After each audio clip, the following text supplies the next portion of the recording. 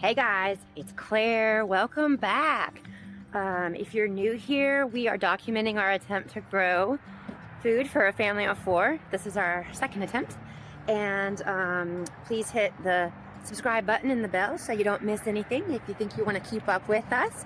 And there's more information about who we are and what we're doing in our channel description. So check that out. There's links in the description box, okay? So let me tell you how things went this week. So the week started with Valentine's Day, and Don and I have both been married before. And one of the nice things about a second marriage is you really appreciate the work that it takes to make a marriage work. So it really made my day to wake up and come down to my kitchen looking like this. And then it made my day even more when I got some of Don's world-famous eggs and bacon. He cooks the best. I am a lucky girl. And now I'm drying those flowers to put in my new potting shed that he cleaned out for me. We also got some of those celery seeds I showed you last week potted up into bigger containers, and I'm excited about that for our juice garden. But these seedlings, take a good look at them because it's the last time you're going to see them. Remember, I was waiting until President's Day to put them in the ground. Here they are, hardening off, but I left them outside, and the winter temps got to 20 degrees, and as a result, they died. Yep, I only got about 25% survival, and everything else bit the dust. And what sucks about this is it was the night before I was going to put them out, so I really just cannot believe that I forgot about them and left them outside, but I did. And it seems like this is now an annual tradition because last year I also accidentally killed my plants.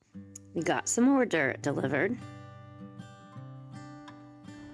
And then we just spent any extra time we had, which isn't a lot, getting the beds ready.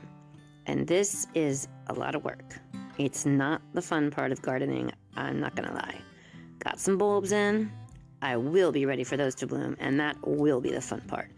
Ate a parsnip, look at that sucker. I gotta say, as a foodie, I'm shocked parsnips have not had their moment yet. Dang, they're good. Ate some radishes, some Swiss chard, and some kale. And this is our weekly drone shot, February 21st, 21, of our garden. This is what it looks like in late February. And this is Zach, the Rhodesian Ridgeback, trying desperately to protect his territory from this orange flying thing making a whiz noise. I was coming out here to just film for you the strawberries and the asparagus that I planted yesterday. And I looked down, and this is a strawberry crown. Just laying here. Now that's one of the other ones I planted. You know, when you plant strawberries, you got to keep the crown above the ground. But I don't know if somebody dug this sucker up or if I just forgot to plant it.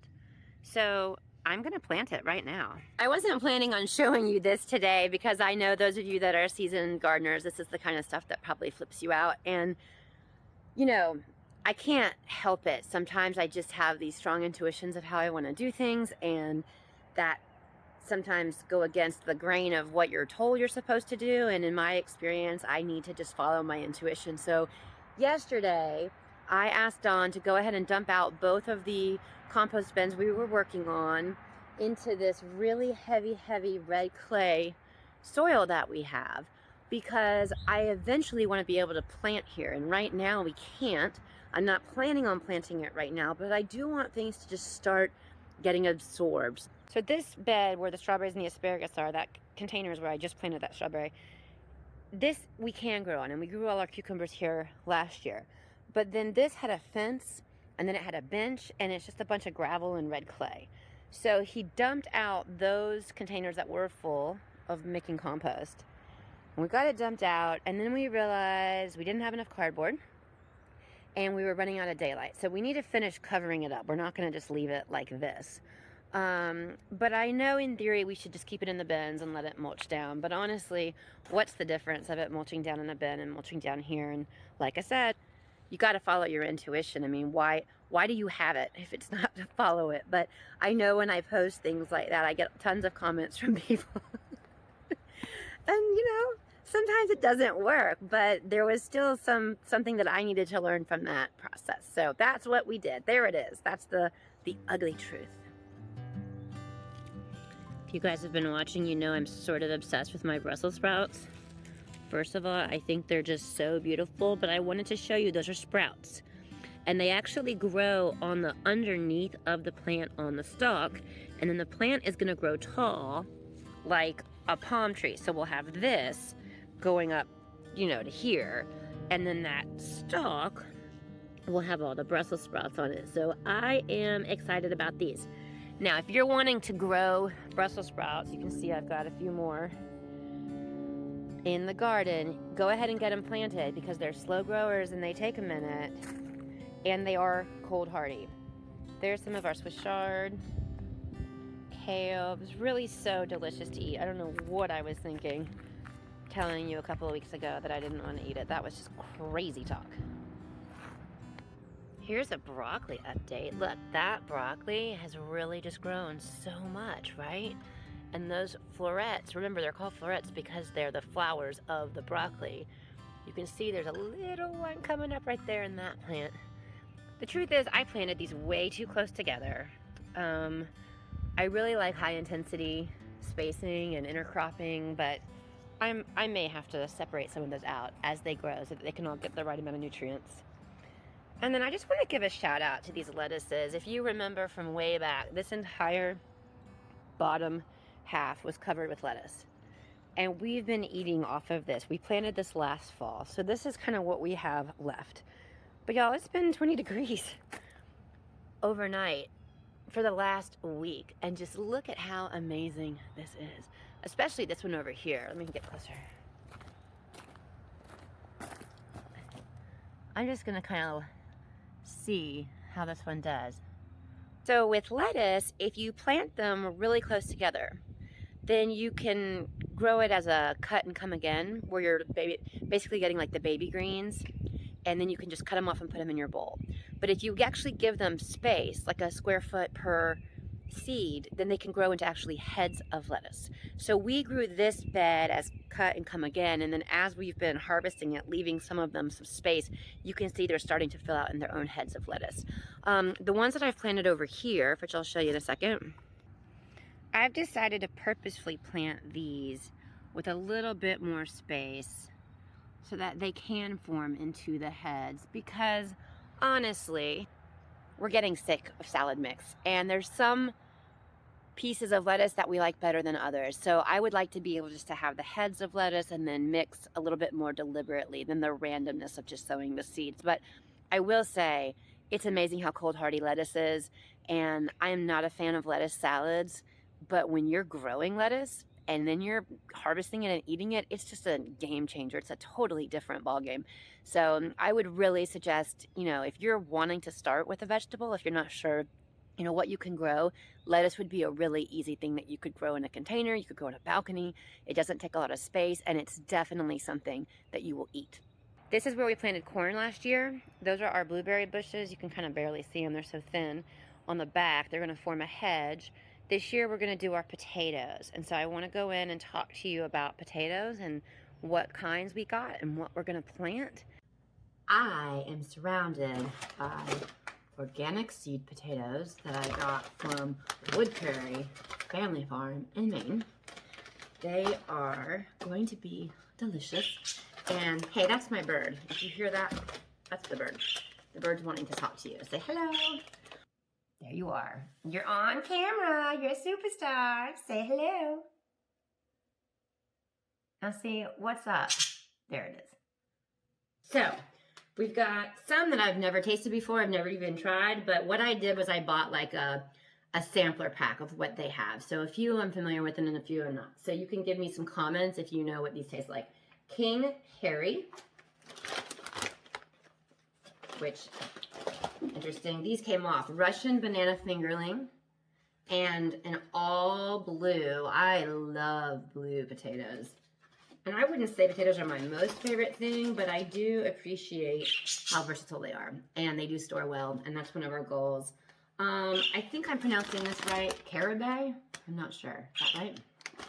It's not one I'm familiar with. Then, of course, Yukon Gold. Everybody knows that.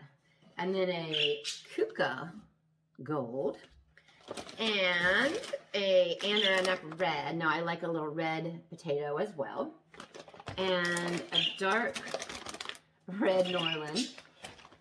Bird really wants to be part of the action. And so let me just tell you.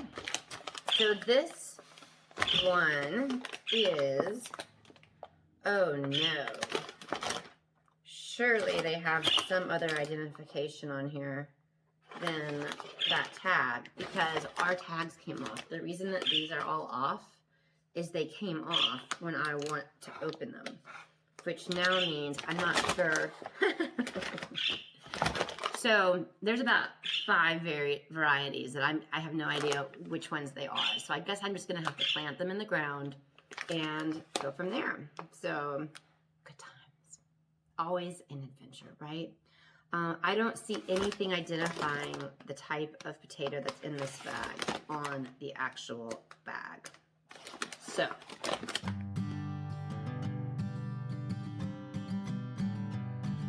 I got all the little troughs dug, I guess that's the right word. And so now I'm just gonna pop them in there, and since I have no idea what most of these varieties are, this is going to be truly a surprise potato garden.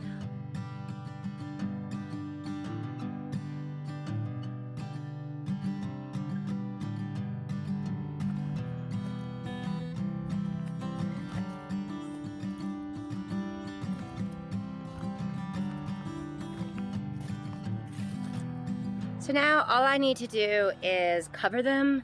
I'm gonna do some heavy mulch on top of them, and then pretty much it's a set it and forget it. I will say I have 3 rows that I dug that I did not need. So I'm going to figure out what I want to put there.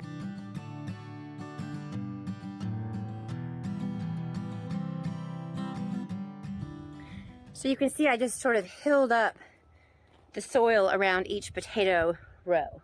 Let me show you that. I don't know with the sun and the shadow if you can really see, but those are kind of hills. So it looks like cabbage is a really good companion plant for potatoes, and we all know I got a ton of cabbage, and since I've just killed a ton of cabbage, it's probably in their best interest that I go ahead and get the survivors in the ground. So I am going to go ahead and get all that done, and then I'll just show you what it looks like when we're done. Okay? Look at all these cabbages that I got in. So the ones that did survive from my annual traditional massacre are in there. Got them labeled, so I'm pretty pumped about that. And then I'll show you the stuff that died. I don't want to throw it out. I'm kind of curious. Will it regenerate? I don't know. So we'll see. Don't forget to like and subscribe if you want to follow us in our journey. We'd love to have you along for the ride. I know we learned so much from watching other people's YouTube videos. You know, we did this last year on Instagram, but we really wanted to be on YouTube this year. So we're glad you're here, and we hope you'll check back in every Sunday for a garden tour and Thursday for behind the scenes all things Ormewoods. Bye.